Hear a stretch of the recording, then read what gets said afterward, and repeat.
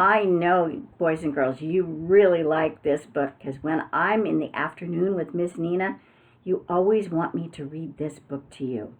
This book is called Corduroy by Don Freeman. Corduroy was a bear who once lived in the toy department of a big store. Day after day, he waited with all the other animals and dolls for someone to come along and take him home. The store was always filled with shoppers buying all sorts of things, but no one ever seemed to want the small bear in the green overalls. One morning, a little girl stopped and looked straight into Corduroy's eyes.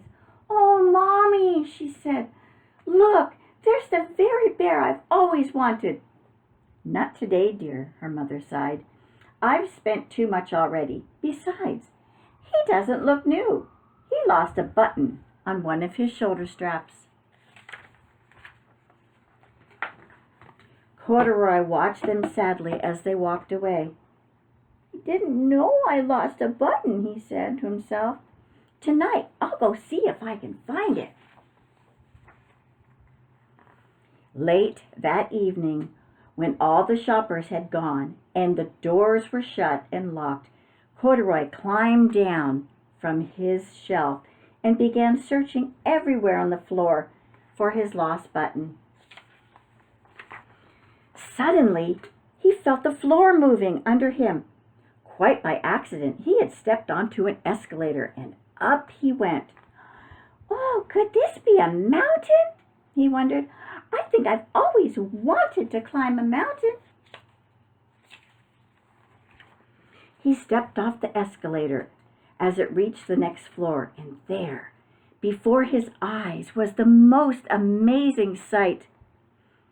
There were tables and chairs and lamps and sofas and rows of beds. "This must be a palace," Corduroy grasped. "I guess I've always wanted to live in a palace." He wandered around, admiring the furniture. "This must be a bed," he said. "I've always wanted to sleep in a bed."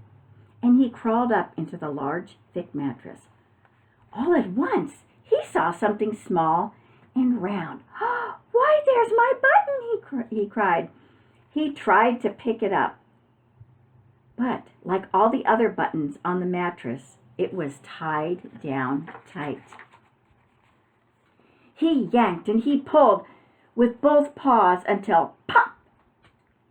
Off came the button, and off the mattress Corduroy toppled, bang, into the tall floor lamp.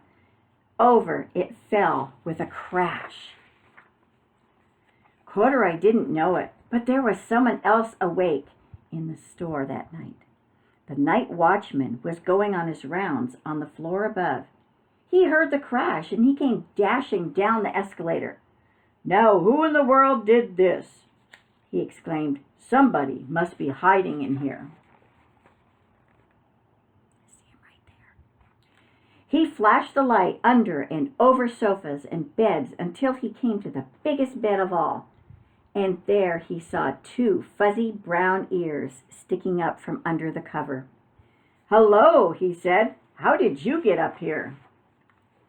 The watchman tucked Corduroy under his arm and carried him down the escalator.